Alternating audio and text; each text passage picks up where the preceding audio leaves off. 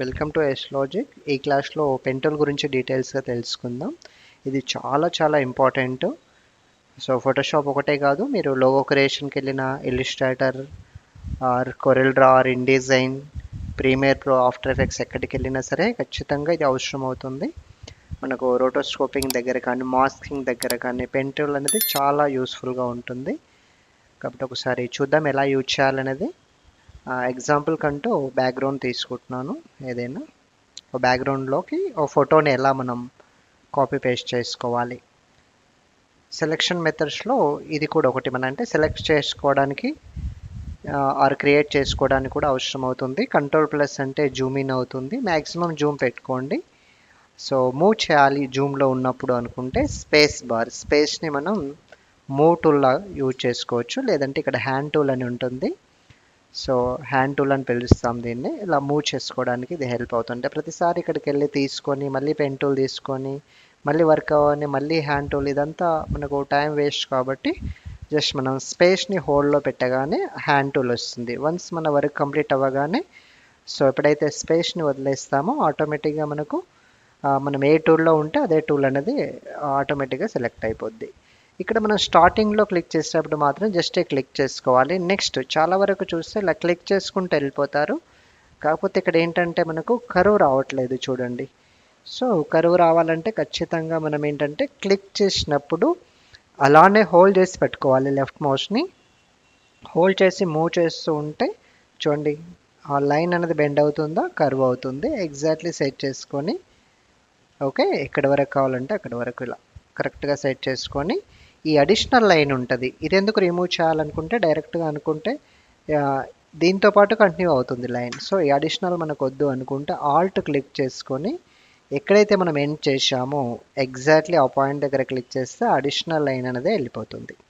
Okay, maximum Zoom పెట్టుకోండి. కొంచెం inside వచ్చినా పర్లేదు, బట్ అవుట్ సైడ్ రాకుండా చూసుకోండి. ఎందుకంటే బ్యాక్గ్రౌండ్ కూడా వచ్చేస్తుంది సెలెక్షన్లో. సో అది రాకుండా ఎగ్జాక్ట్లీ ఇన్సైడ్లో మాత్రమే వచ్చేలాగా అడ్జస్ట్ చేసుకోండి. సో కొంచెం ఓపికతో చేయాల్సింది ఇది కూడా. వన్స్ మీకు ప్రాక్టీస్ అయిందనుకోండి స్పీడ్గా వెళ్ళిపోవచ్చు. ప్రాక్టీస్ అయ్యేంత వరకు కొంచెం ఓపిక అవసరం అవుతుంది. సేమ్ స్పేస్ పట్టుకొని మూవ్ చేసుకుంటాము. చూడండి కొంచెం గ్యాప్ వచ్చింది ఇక్కడ. సో జూమ్ చేసుకోవచ్చు కంట్రోల్+, లేదనుకుంటే ఆల్ట్ని హోల్డ్ చేసేసి డైరెక్ట్గా మిడిల్ మౌస్ని మనం స్క్రోల్ చేసిన జూమ్ ఇన్ అవుతుంది. ఓకే, కంట్రోల్+, కంట్రోల్- ఇవైనా యూజ్ చేసుకోవచ్చు. కంప్లీట్గా మౌస్ అనేది మన కంట్రోల్లో ఉండాలి. మీరు ఎంత ప్రాక్టీస్ చేస్తే అంత పర్ఫెక్ట్గా వచ్చేస్తుంది. ఇది మళ్ళీ గుర్తుపెట్టుకోండి, ఇది ఓన్లీ ఫోటోషాప్ పర్పస్ కాదు. మాస్కింగ్ అప్పుడు మీరు విఎఫ్ఎక్స్కి వెళ్ళినప్పుడు, వీడియో ఎడిటింగ్కి వెళ్ళినప్పుడు మాస్కింగ్ అప్పుడు ఇది చాలా యూస్ఫుల్గా ఉంటుంది. కాబట్టి క్రియేషన్కి ఎక్కువగా యూజ్ చేస్తాము. బట్ ఇక్కడ సెలెక్ట్ కూడా మనకు సెలెక్షన్ మెథడ్తో నేర్చుకుంటే ఈజీగా అర్థమవుతుందని నేను పెన్ టూల్ని సెలెక్షన్ మెథడ్ పైన మీకు ఎక్స్ప్లెయిన్ చేస్తున్నాను. సో అడిషనల్ లైన్ వెళ్ళిపోవాలంటే ఆల్ట్ పట్టుకొని క్లిక్ చేసుకుంటాం. సో మూవ్ చేయాలంటే స్పేస్ పట్టుకొని స్పేస్ కీని ప్రెస్ చేసేసి మూవ్ చేసుకోవచ్చు. డన్. ఇదంతా ఎంటీ ఏరియా. సో కరెక్ట్గా తీసుకోవాలన్న రూల్ ఏం లేదు. ఇక్కడ మనం ఎక్కడైనా క్లిక్ చేసుకోవచ్చు. వన్స్ ఎక్కడ స్టార్ట్ చేసామో అక్కడ ఎండ్ చేయగానే మనకు పాత్ అనేది ఫినిష్ అవుతుంది. ఇది పాత్, సెలెక్షన్ కాదు, ఇది జస్ట్ పాత్ వచ్చింది. కంట్రోల్-0 అంటే ఫిట్ అయిపోతుంది. ఓకే, సో పాత్ అనేది ఎండ్ అయింది. వన్స్ కంప్లీట్ అయిన తర్వాత మనకు 2 మెథడ్స్ ద్వారా పాత్ని మనం సెలెక్షన్ కింద కన్వర్ట్ చేసుకోవచ్చు. ఒక మెథడ్ ఏంటంటే కంట్రోల్ ఎంటర్ అన్నా కూడా చూడండి సెలెక్షన్లోకి వచ్చింది. Copy same control C for copy, లేదంటే ఎడిట్లోకి వెళ్ళేసి కాపీ చేసుకోండి. Next control O for open. ఏదైనా బ్యాక్గ్రౌండ్ తీసుకుందాము. ఎగ్జాంపుల్కి నాకు ఈ బ్యాక్గ్రౌండ్ కావాలి. ఓకే, కంట్రోల్-V ఫర్ పేస్ట్, లేదంటే ఎడిట్లోకి వెళ్ళేసి పేస్ట్ చేసుకోవచ్చు. వచ్చింది కదా.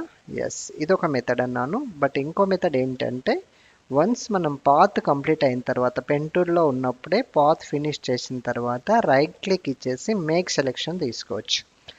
సో రైట్ క్లిక్ అయినా ఇవ్వచ్చు, లేదంటే ఇక్కడ సెలెక్షన్ ఆప్షన్ ఉంటుంది, ఇక్కడ నుంచి అయినా తీసుకోవచ్చు. ఎగ్జాంపుల్ నేను రైట్ క్లిక్ ఇచ్చేసి సెలెక్షన్ అంటున్నాను. ఫెదర్ రేడియస్ అని అడుగుతుంది. చాలామందికి ఇది ఒక డౌట్, ఫెదర్ ఏంటి అసలు ఎందుకు తీసుకోవాలి అని. ఎగ్జాంపుల్ నేను ఒక 4 తీసుకుంటున్నాను.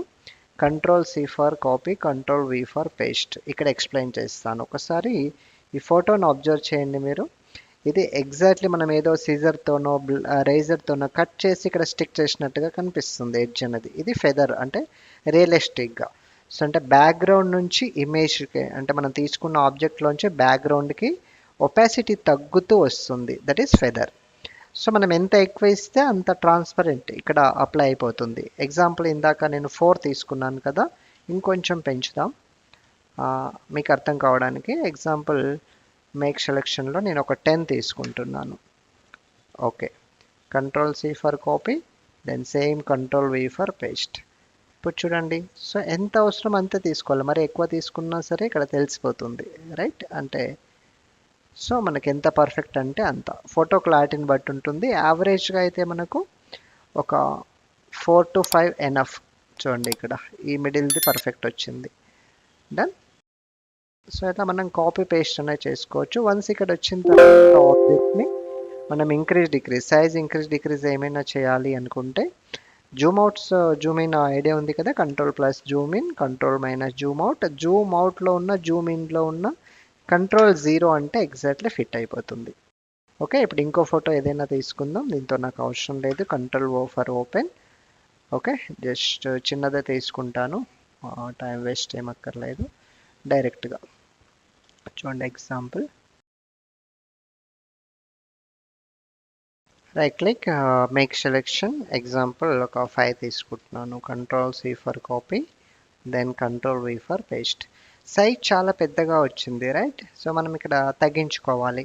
2 మెథడ్స్ ఉంటాయి ఇక్కడ కూడా. ఒక మెథడ్ ఏంటంటే ఇక్కడ సో ఆప్షన్ ఒకటి ఉంది కదా, సో ట్రాన్స్ఫార్మ్ కంట్రోల్స్ అని. ఇది ఎప్పుడైతే తీసుకుంటామో మనకి ఇలా కంట్రోల్స్ వస్తాయి. మూవ్ చేసుకోవచ్చు, అంటే క్లిక్ చేసి కార్నర్ నుంచి మనం మూవ్ చేస్తే సరిపోతుంది. బట్ విడ్త్ హైట్ అనేది ఎగ్జాక్ట్లీ రావట్లేదు కదా. షిఫ్ట్ని హోల్డ్ చేస్తే విడ్త్ హైట్ అనేది ఎగ్జాక్ట్లీ వస్తుంది. ఓకే, దెన్ ఆల్ట్ కూడా పట్టుకుంటే సెంటర్ పాయింట్ లాగా వచ్చేస్తుంది. మనకి ఎంత కావాలంటే అంత అప్లై చేసుకొని ఒక కార్నర్లో క్లిక్ చేసిన తర్వాత ఎంటర్ అని క్లిక్ చేయాలి. ఎంటర్కి ఇచ్చాక మళ్ళీ ఇది రిమూవ్ చేసుకోవచ్చు. లేదంటే Ctrl+T తీసుకున్నా సరే వచ్చేస్తుంది. సేమ్ మళ్ళీ మనం ఇక్కడ ఇంక్రీజ్ డిక్రీజ్ చేసేటప్పుడు షిఫ్ట్ పట్టుకుంటే ఈక్వల్గా వస్తుంది. ఓకే, షిఫ్ట్ లేదనుకోండి జిగ్జాగ్లో అంటే కరెక్ట్ ఎగ్జాక్ట్లీ విడ్త్ హైట్ అనేది రాదు. సో అదే షిఫ్ట్ పట్టుకుంటే ఎగ్జాక్ట్లీ వస్తుంది. ఓకే, ఇలా చూడండి ఎంత రియలిస్టిక్గా వచ్చిందో. సో బ్యాక్గ్రౌండ్ మీ చాయిస్. ఇప్పుడు కావాలనుకుంటే వేరే బ్యాక్గ్రౌండ్ ఏదైనా ఇక్కడే ప్లేస్ చేయాలనుకున్నా డైరెక్ట్గా ప్లేస్లోకి వెళ్ళి వేరే బ్యాక్గ్రౌండ్ ఏదైనా తీసుకొని చూడండి. ఎగ్జాంపుల్. ఓకే, సైజ్ అడ్జస్ట్మెంట్స్ అనేవి common. Enter. Got it. So ఏది కావాలంటే అది అప్లై చేసుకోవచ్చు. ఇది మనకు పెన్ టూల్ ఆప్షన్. ఇంకా వీటిలో అడిషనల్గా మనం పాయింట్స్ని ఏమైనా యాడ్ చేయాలి, రిమూవ్ చేయాలనుకున్నా ఇక్కడ మనకు సబ్ ఆప్షన్స్ ఉంటాయి. ఇవన్నీ ఏంటనేది నేను నెక్స్ట్ క్లాస్లో ఎక్స్ప్లెయిన్ చేస్తాను. ఫస్ట్ పెన్ టూల్తో అయితే ఒకసారి ట్రై చేయండి. ఫస్ట్ క్లోజప్ ఉన్నాయి తీసుకోండి. ఇది కంప్లీట్ అయిన తర్వాత ఓకే నాకు పర్ఫెక్ట్ అయ్యాను అనుకుంటే ఇలాంటి కొంచెం ఫుల్ సైజ్ ఫొటోస్వి, ఓకే, కర్వ్స్ ఎక్కువగా ఉన్న వాటిపైన ట్రై చేయండి. ఏమైనా డౌట్ ఉంటే కామెంట్లో మెన్షన్ చేయండి. Thank you.